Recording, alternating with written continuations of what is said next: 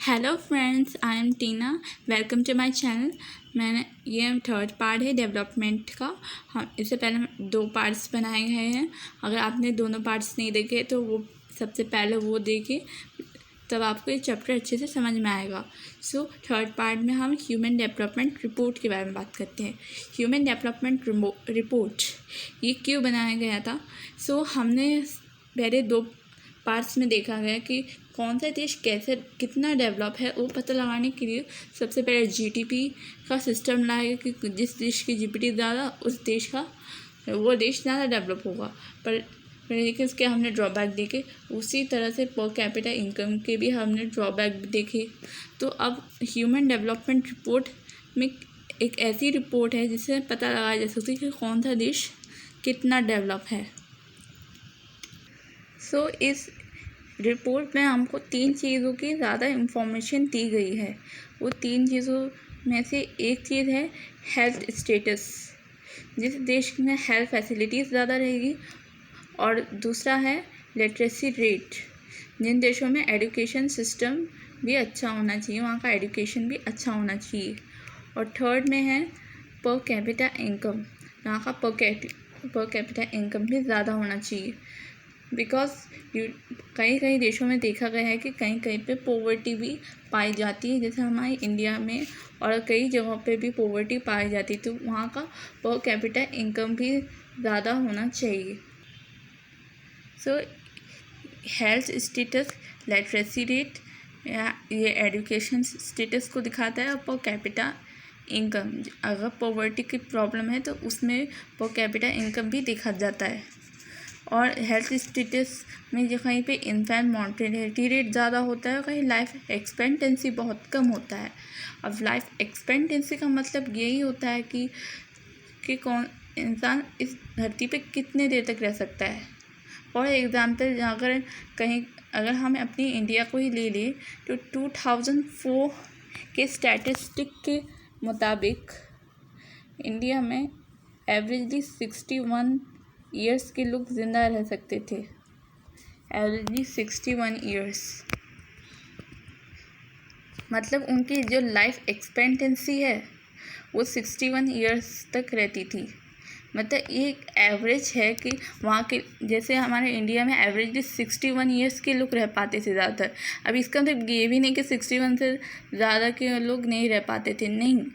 Average भी अगर जितने लोगों की डेथ हो रही है तो उस डेथ में उनका ईयर्स भी देखा जाता है कि कितने साल के लोग मरे हैं, तो उसके एवरेज 61 ईयर्स रहता था। तो इस एवरेज को ही हम कहते हैं लाइफ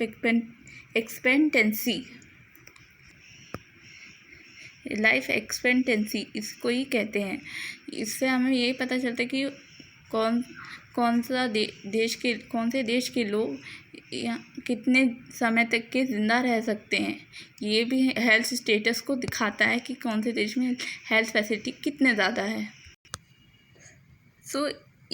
इन तीनों पॉइंट्स को मिलाकर एक चीज़ बनती है जो है HDI।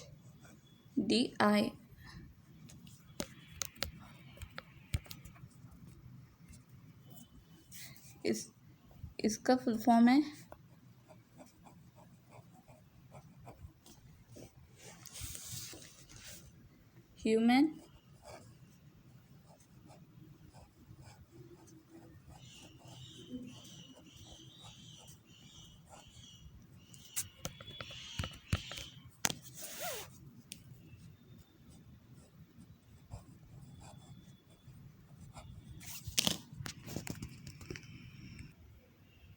Human development index.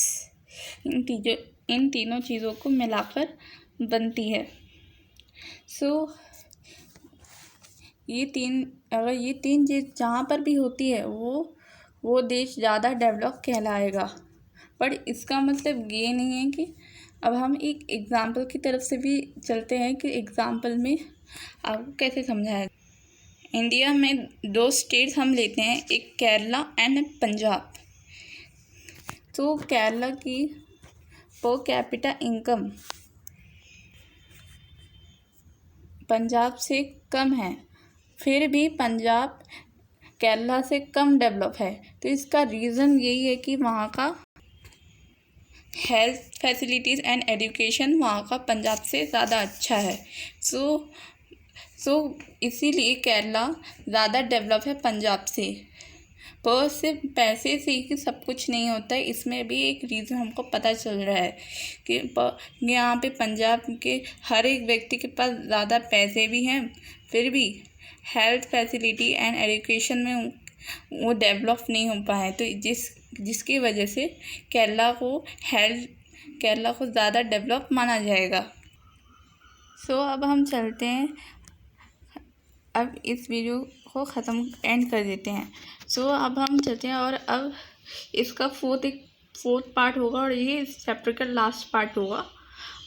और thanks for watching this video.